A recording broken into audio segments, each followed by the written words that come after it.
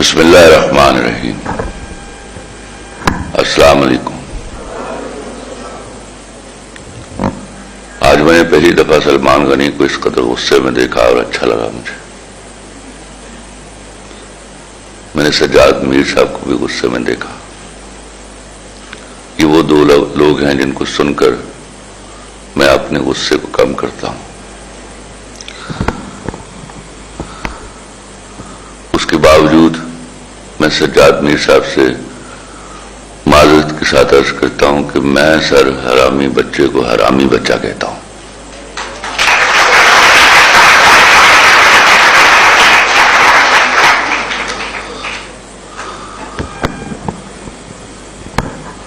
میرے نگران وزیر اعظم نے اگر فلسطین کے حوالے سے کوئی مذمتی بیان نہیں دیا تو اس کی مصروفیت کو دیکھیے. وہ مسلسل پچھلے کئی مہینوں سے ہماری نگرانی کرنے میں لگا ہوا ہے.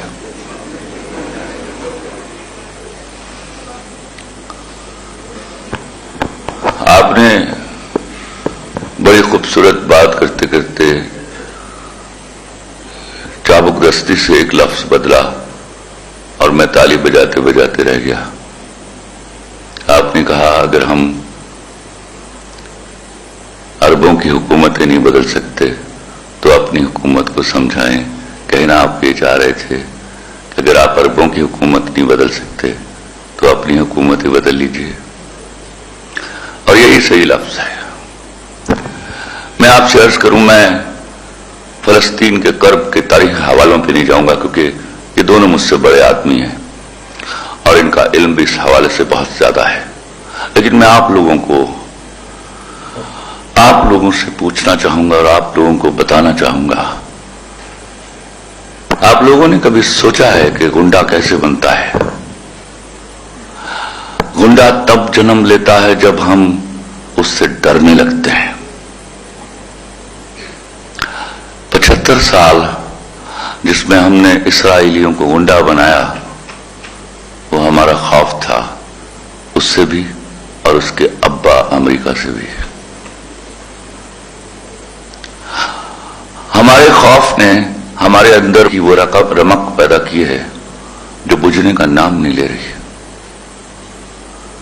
مجھے اور آپ کو جب ان دلاسوں پر رکھا جائے گا کہ اگر خدا نہ خواستہ ہم نے منہ بھر کر امریکہ کے خلاف کوئی بات کر دی تو ہماری امداد روک لی جائے گی. تو جب آپ نے امدادوں پر زندگیاں گزارنی ہیں تو آپ کو نہ احتجاج کا حق ہے، نہ کسی کو دل میں برا کہنے کا حق ہے، نہ آپ کو کوئی برائی ہاتھ سے روکنے کا حق ہے. 76 سالوں سے آپ کب تک ایک بھکاری قوم کا روپ دھار کر دنیا کے سامنے کھڑے رہیں گے اور اپنے حقوق کی بات کریں گے؟ بھکاریوں کے کوئی حقوق نہیں ہوتے. ہم جو ہیومن رائٹس کی بات کرتے ہیں کتنی رسپیکٹ دیتے ہیں بھکاریوں کو ہمیں نہیں معلوم. کوئی دوسری تیسری بار مجھ جیسے باتیں کرنے والے کی گاڑی کا شیشہ بھی کھٹکھٹائے تو مجھے غصہ آ جاتا ہے. اور آپ تو مسلسل 76 سالوں سے ان کے شیشہ کھٹکھٹا رہے ہیں. آپ نے کبھی نہیں سوچا IMF کیا ہوتا ہے؟ اس میں جو فنڈ کریٹ ہوتا ہے اس میں کیسے منی پول کیا جاتا ہے، پیسہ پول کیا جاتا ہے، اس میں یہودیوں کا حصہ کتنا ہے؟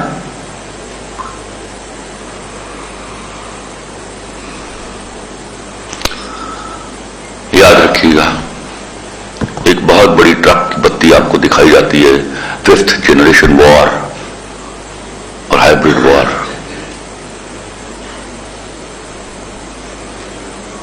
خدا کی قسم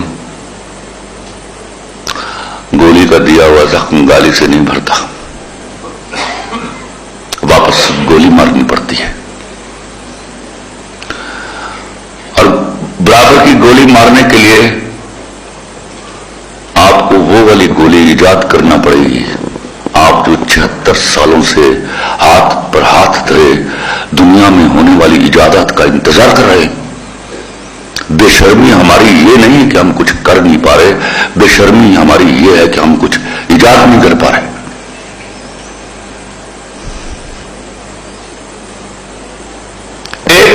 ایجاد آپ کو طاقت کے اس پیڈسٹل پر کھڑا کر دیتی ہے جہاں لوگ آپ کے سامنے احتجاج کریں گے. آپ لوگوں کے سامنے احتجاج نہیں کریں گے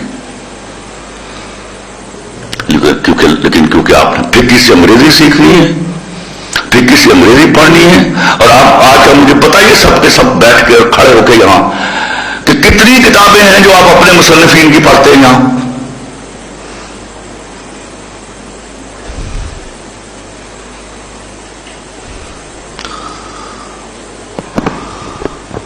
آپ کے صرف جسم بارود سے چل نہیں ہے, آپ کے ذہن بھی بارود سے چلا ہے. وہ ایک زبانی بارود ہے جو آپ کے دماغوں میں گھسا اور آپ کے رگ و پے میں سرایت کر گیا.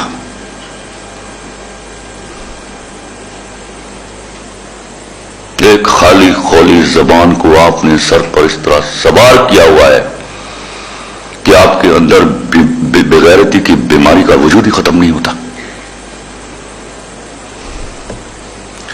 کون سا آواز ہے, کون سے ماں باپ ہے جنہوں نے بچہ پیدا ہوا ہو اور جب وہ اسکول بھیجا ہو تو یہ چاہا ہو کہ وہ سائنسدان بنے گا. تو اگر آپ نے ایجادات کے لیے دوسروں کا منہ دیکھنا ہے تو آپ یہاں بیٹھ کر صرف سکھ کی گالیاں دے سکتے ہیں, اور اس قسم کی جنگ کا نام جس میں لاشیں گرائے جاتے ہیں آپ ان کو کبھی ہائیبرڈ وار کہیں گے اور کبھی فرسٹ جنریشن وار کہیں گے.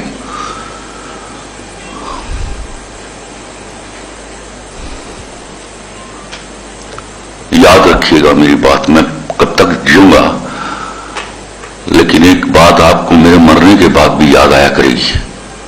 ایجادات نہیں کریں گے تو اسی طرح دم ہلاتے رہیں گے ان کے سامنے, پروٹیسٹ کرتے رہیں گے.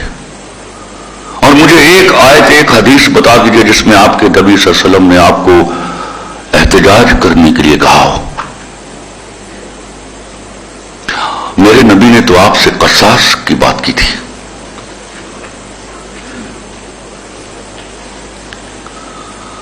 آپ منطق پر آ جائیے.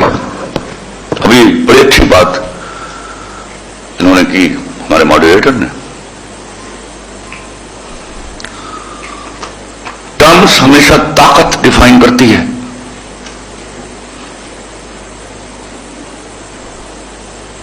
تو آپ کے لیے فلسطین کے لیے, کشمیر کے لیے راہ نجات سوائے طاقت کے کچھ نہیں ہے.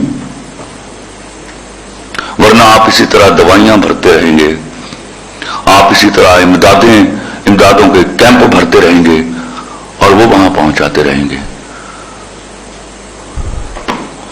زخم ہمارے بدنوں پر کیوں لگتے ہیں, شہادتیں ہماری کیوں ہوتی ہیں. کوئی ہمارے سامنے بھی تو آ کے احتجاج کرے. آپ اس لمحے تک کیوں نہیں پہنچتے.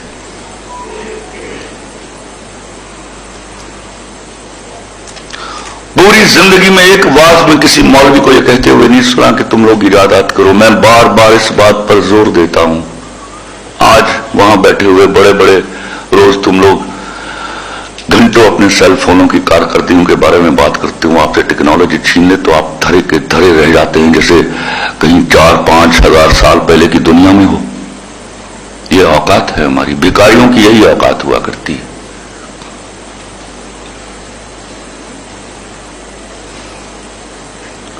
فلسطین ہماری چھاتی پر رشتہ ہوا وہ زخم ہے جس کی دوا میسر نہیں ہمیں.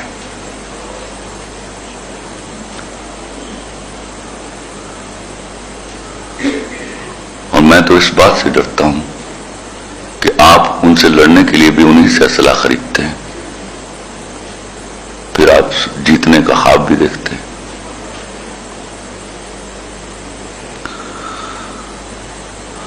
آپ کا مقصد حیات اگر طاقت نہیں ہوگا تو یاد رکھیے گا کمزوروں کے لیے امدادیں ہوا کرتی ہیں, بھیک ہوا کرتی ہے, انصاف نہیں ہوا کرتا. Thank you very much.